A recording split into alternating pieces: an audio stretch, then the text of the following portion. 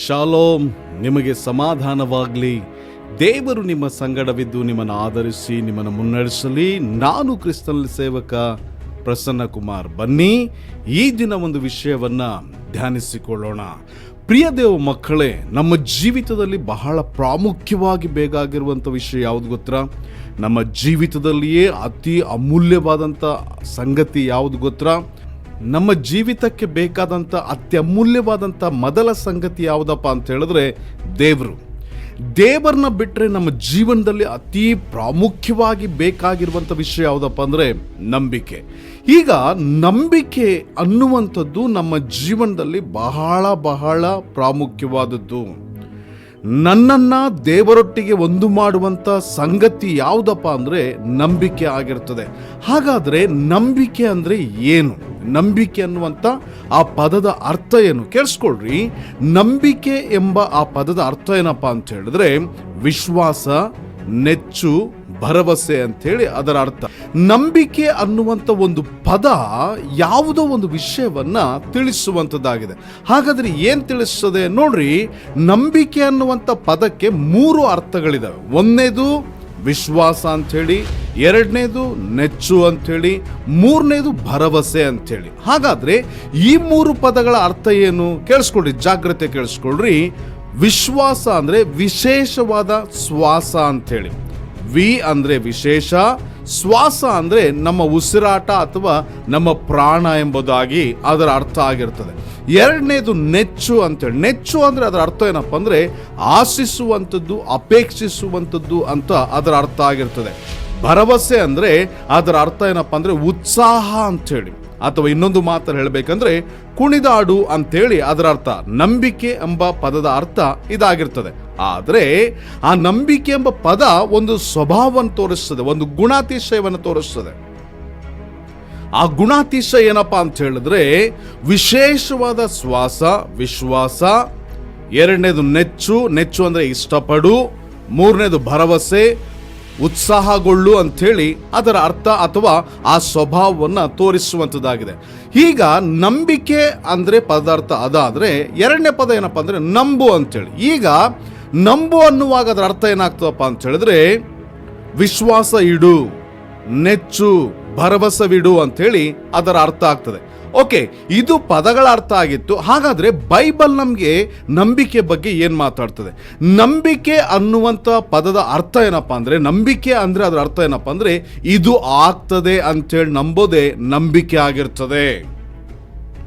ಉದಾಹರಣೆಗೆ ನಿಮ್ಮ ಜೀವಿತದಲ್ಲಿ ಯಾರಾದರೂ ಒಬ್ರು ಒಂದು ಕೆಲಸ ಮಾಡ್ರಿ ಅಂತೇಳಿ ಹೇಳಿದ್ರು ಅಂತ ಇಟ್ಕೊಳ್ರಿ. ಆ ಕೆಲಸ ಮಾಡಲಿಕ್ಕೆ ಆಗೋದಾದ್ರೆ ನಿಮಗೆ ನಂಬಿಕೆ ಇರೋದಾದ್ರೆ ಅದನ್ನು ಮಾಡಲಿಕ್ಕೆ ನಿಮಗೆ ಆಗ್ತದೆ ಅನ್ನುವಂಥ ಸ್ಪಷ್ಟವಾದ ಮನವರಿಕೆ, ನಂಬಿಕೆ ಇರೋದಾದ್ರೆ ನೀವು ಹೇಳ್ತೀರಾ ಹೌದು ನನಗೆ ಅದು ಮಾಡ್ಲಿಕ್ಕೆ ಆಗ್ತದೆ ಅಂತೇಳಿ. ಒಂದು ವೇಳೆ ಮಾಡ್ಲಿಕ್ಕೆ ಆಗಿಲ್ಲ ಅಂತ ಹೇಳಿದ್ರೆ ನಮಗೆ ನಂಬಿಕೆ ಇಲ್ಲ ಅಂದರೆ ನಾವು ಮಾಡೋಕ್ಕಾಗಲ್ಲ ಅಂತ ಹೇಳ್ತೀವಿ. ಒಂದು ವೇಳೆ ಅದು ನಮಗೆ ಎತ್ತಲಿಕ್ಕಾಗಲ್ಲ, ನಮಗೆ ತಗೊಂಡೋಗ್ಲಿಕ್ಕಾಗಲ್ಲ, ಆ ಕೆಲಸ ಮುಗಿಸ್ಲಿಕ್ಕಾಗಲ್ಲ ಅನ್ನುವಂಥ ವಿಷಯ ನಮಗೆ ಗೊತ್ತಾದರೆ ನಾವು ಅದ್ರ ಮೇಲೆ ಎಷ್ಟು ಮಾತ್ರಕ್ಕೂ ನಂಬಲಿಕ್ಕೆ ಹೋಗಲ್ಲ. ನಂಬಿಕೆ ಅಂದರೆ ಬೈಬಲ್ ಪ್ರಕಾರವಾಗಿ ಆಗುತ್ತೆ ಅಂತ ಅನ್ನೋದೇ ನಂಬಿಕೆ ಆಗಿರ್ತದೆ.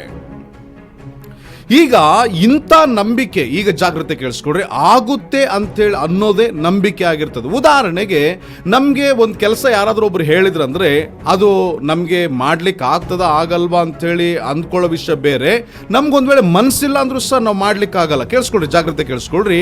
ನಿಮ್ಗೆ ಯಾರಾದರೂ ಒಬ್ರು ಒಂದು ತಟ್ಟೆ ಅನ್ನ ಕೊಟ್ರು ಅಂತ ಇಟ್ಕೊಳ್ಳೋಣ, ಅದು ನಿಮಗೆ ತಿನ್ಲಿಕ್ಕೆ ಆಗ್ತದೆ, ನಿಮಗೆ ಆಗ್ತದೆ, ಸಾಧ್ಯತೆ ಇದೆ, ನಿಮಗೆ ನಂಬಿಕೆ ತಿನ್ಲಿಕ್ಕೆ ಆಗ್ತದೆ ಅಂತೇಳಿ. ಆದರೆ ನಿಮಗೆ ಮನಸ್ಸಿಲ್ಲದೆ ಹೋದ್ರಿಂದ ನೀವು ಅದನ್ನು ತಿನ್ನಲ್ಲ, ಆದರೆ ನಿಮಗೆ ತಿನ್ಲಿಕ್ಕೆ ಆಗ್ತದೆ. ಉದಾಹರಣೆ, ನೀವು ಬೇಸರವಾಗಿದ್ದಾಗ ನಿಮ್ಗೆ ಯಾರಾದರೂ ತಿನ್ಲಿಕ್ಕೆ ಕೊಟ್ಟರೆ ನೀವು ತಿನ್ನಕ್ಕಾಗಲ್ಲ. ಯಾಕಂತ ಹೇಳಿದ್ರೆ ನಿಮಗೆ ತಿನ್ನಕ್ಕಾಗಲ್ಲ ಅಂತ ಹೇಳಲ್ಲ, ತಿನ್ಲಿಕ್ಕೆ ಮನಸ್ಸಿಲ್ಲ ಅಂತೇಳಿ. ಮನಸ್ಸಿಲ್ಲ ಅಂದರೆ ಇಷ್ಟ ಇಲ್ಲ ಅಂತೇಳಿ, ಮನಸ್ಸು ಅದನ್ನು ಅಪೇಕ್ಷಿಸ್ತಾ ಇಲ್ಲ ಅಂತ ಅದರ ಅರ್ಥ. ಈಗ ನಾನು ಹೇಳುವಂಥ ವಿಷಯವನ್ನು ಜಾಗ್ರತೆ ಕೇಳಿಸ್ಕೊಳ್ಳಿ. ಈಗ ನಂಬಿಕೆ ಅಂದರೆ ಆಗ್ತದೆ ಅನ್ನೋದಾದರೆ ಯಾಕೆ ನಮ್ಮ ಜೀವನದಲ್ಲಿ ನಂಬಿಕೆ ಬೇಕು? ಇನ್ನೊಂದು ಮಾತಲ್ಲಿ ಹೇಳಬೇಕಾದ್ರೆ ನಾವು ಯಾಕೆ ನಂಬಿಕೆ ಇಡಬೇಕು? ಇದು ಬಹಳ ಪ್ರಾಮುಖ್ಯವಾದ್ದು. ಕೇಳಿಸ್ಕೊಳ್ರಿ, ಜಾಗ್ರತೆ ಕೇಳಿಸ್ಕೊಳ್ರಿ. ನಮಗೆ ಏನಾದರೂ ಒಂದು ಕಾರ್ಯ ಆಗಬೇಕು ಅಂತ ಇಟ್ಕೊಳ್ಳೋಣ. ಈಗ ಫಾರ್ ಎಕ್ಸಾಂಪಲ್ ನಮಗೆ ಹಣ ಬೇಕಾಗಿರ್ಬೋದು, ನಮಗೆ ಒಂದು ಆಸ್ತಿ ಬೇಕಾಗಿರ್ಬೋದು, ನಮಗೆ ಯಾವುದೋ ಒಂದು ಕೆಲಸ ಆಗಬೇಕಾಗಿರ್ಬೋದು, ಅಥವಾ ನಮ್ಗೆ ಏನಾದರೂ ಒಂದು ಅಗತ್ಯತೆ ತೀರಿಸ್ಕೊಳ್ಬೇಕಾಗಿರ್ಬೋದು, ಅಥವಾ ನಾವು ಒಂದು ಮನೆ ಕಟ್ಟಲಿಕ್ಕಿರ್ಬೋದು. ಈ ಎಲ್ಲ ವಿಷಯಗಳಿದ್ದಾಗ, ಈ ಎಲ್ಲ ಅಗತ್ಯತೆಗಳು ನಮ್ಮ ಮುಂದೆ ಇದ್ದಾಗ, ಆ ಅಗತ್ಯತೆಗಳು ನಮಗೆ ಆಗ್ತವೆ ಆಗಲ್ಲ ಅಂತ ಡಿಸೈಡ್ ಮಾಡೋದು ಯಾವ್ದು ಗೊತ್ತಾ? ನಮ್ಮ ನಂಬಿಕೆ. ನಮ್ಮ ನಂಬಿಕೆ ಏನು ಮಾಡ್ತಾ ಅಂದರೆ, ನಮ್ಗೆ ಎಷ್ಟೇ ಅವಶ್ಯಕತೆಗಳಿರಲಿ, ನಮ್ಗೆ ಏನೇ ಬೇಕಾಗಿರಲಿ, ನಮ್ಗೆ ಎಂಥದ್ದೇ ಮುಂದೆ ಸಮಸ್ಯೆ ಇರಲಿ, ಅದು ಆಗ್ತದೆ ಆಗಲ್ಲ ಅಂತ ಡಿಸೈಡ್ ಮಾಡೋದೇ ನಮ್ಮ ನಂಬಿಕೆ. ಒಂದು ವೇಳೆ ನಮಗೆ ನಂಬಿಕೆ ಇದ್ದರೆ ಅದು ಆಗ್ತದೆ ಅಂತ ನಾವು ಹೇಳ್ಬಿಡ್ತೇವೆ. ಒಂದು ವೇಳೆ ನಮ್ಗೆ ನಂಬಿಕೆ ಇಲ್ಲ ಅಂದರೆ ಅದು ಆಗಲ್ಲ ಅಂತ ನಾವು ಹೇಳ್ತೀವಿ. ಜಾಗ್ರತೆ ಕೇಳಿಸ್ಕೊಳ್ರಿ. ಒಂದು ವೇಳೆ ನಮಗೆ ನಂಬಿಕೆ ಇದ್ದರೆ ಅದು ಆಗ್ತದೆ ಅಂತ ನಾವು ಹೇಳ್ತೇವೆ, ನಂಬಿಕೆ ಇಲ್ಲದೆ ಹೋದರೆ ಆಗಲ್ಲ ಅಂತ ನಾವು ಹೇಳ್ಬಿಡ್ತೇವೆ. ಈಗ ಒಂದು ವೇಳೆ ಆ ನಂಬಿಕೆ ಅಂದರೆ ಅದು ಆಗ್ತದೆ ಅಂತೇಳಿ ನಾನು ನಂಬಿದ್ದೀನಲ್ಲ, ಈಗ ಅದು ಹೇಗೆ ಆಗ್ತದೆ, ಯಾವುದ್ರ ಮುಖಾಂತರ ಆಗ್ತದೆ? ನಾನು ಸುಮ್ಮನೆ ಆಗ್ತದೆ ಅಂತ ಹೇಳಿದ್ರಿಂದ ಅದು ಆಗ್ಬಿಡ್ತದ? ನಾನು ಅದು ಆಗ್ತದೆ ಅಂಥೇಳಿ ಅಂದುಕೊಂಡದ್ರಿಂದ, ನಾನು ನಂಬಿದ್ರಿಂದ ಅದು ತನಗೆ ತಾನೇ ಆಗ್ಬಿಡ್ತದ? ಇಲ್ಲ.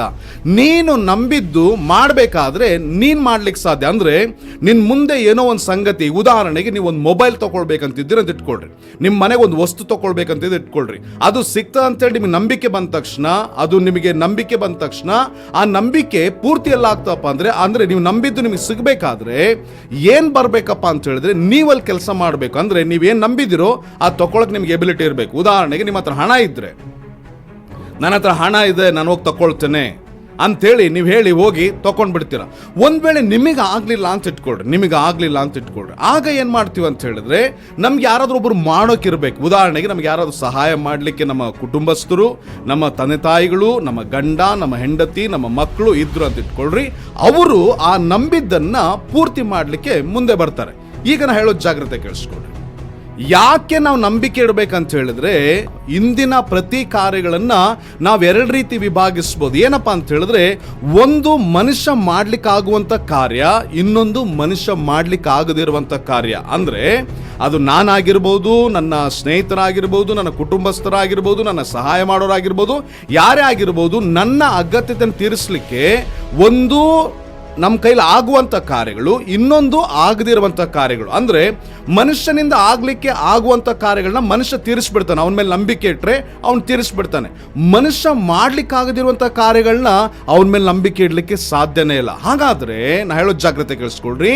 ನಾವು ಯಾಕೆ ನಂಬಿಕೆ ಇಡಬೇಕಂದ್ರೆ, ಯಾಕೆ ನಾವು ದೇವ್ರ ಮೇಲೆ ನಂಬಿಕೆ ಇಡಬೇಕಂದ್ರೆ ಇದೇ ಕಾರಣಕ್ಕೋಸ್ಕರ. ಯಾವ ಕಾರಣಕ್ಕೋಸ್ಕರ? ಮನುಷ್ಯನಿಗೆ ಕೆಲವು ಕಾರ್ಯಗಳು ಮಾತ್ರ ಮಾಡ್ಲಿಕ್ಕಾಗ್ತದೆ, ಎಲ್ಲ ಕಾರ್ಯಗಳನ್ನ ಮಾಡ್ಲಿಕ್ಕಾಗೋಲ್ಲ.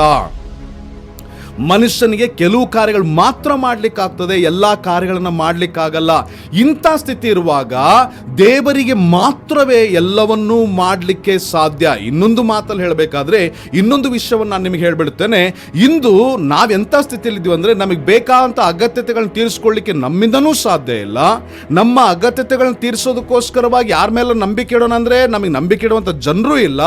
ನಮ್ಮ ಮೇಲೆ ನಂಬಿಕೆ ಇಟ್ಟರೆ ನಾವು ತೀರಿಸ್ಕೊಳ್ಳೋಕ್ಕಾಗ್ತಾ ಇಲ್ಲ, ನಾವು ಅದನ್ನು ಸಂಪಾದಿಸ್ಕೊಳ್ಳಿಕ್ಕಾಗ್ತಾ ಇಲ್ಲ. ನಮಗೆ ಬೇಕಾದಂತ ವಿಷಯವನ್ನ ಇನ್ನೊಬ್ಬರ ಮೇಲೆ ನಂಬಿಕೆ ಇಟ್ಟು ಸಂಪಾದಿಸ್ಕೊಳ್ಳೋಣ ಅಥವಾ ಪಡ್ಕೊಳ್ಳೋಣ ಅಂದ್ರೆ ಅಂಥವರು ಯಾರು ಇಲ್ಲ. ಈಗ ಇಂಥ ಸ್ಥಿತಿಯಲ್ಲಿದ್ದಾಗ ನಮಗೆ ಇರೋದು ಯಾರು ಗೊತ್ತಾ? ಒಬ್ಬನು, ಅದು ಯಾರಂದ್ರೆ ದೇವರು ಮಾತ್ರ. ಮನುಷ್ಯನಿಗೆ ಆಗದೇ ಇರುವಂಥದ್ದು, ಮನುಷ್ಯನಿಗೆ ಅಸಾಧ್ಯವಾದ್ದು ದೇವರಿಗೆ ಸಾಧ್ಯ. ಮನುಷ್ಯನು ಕೆಲವುಗಳನ್ನು ಮಾಡ್ತಾನೆ, ಕೆಲವನ್ನ ಮಾಡಲ್ಲ. ಮನುಷ್ಯ ಮಾಡುವಂಥದ್ದನ್ನು ಮಾತ್ರ ಮನುಷ್ಯ ಮಾಡ್ಲಿಕ್ಕೆ ಸಾಧ್ಯ, ದೇವರು ಮಾಡುವಂಥದ್ದನ್ನ ದೇವರು ಮಾತ್ರ ಮಾಡ್ಲಿಕ್ಕೆ ಸಾಧ್ಯ. ನಾ ಹೇಳೋ ಜಾಗ್ರತೆ ಕೇಳಿಸ್ಕೊಳ್ರಿ.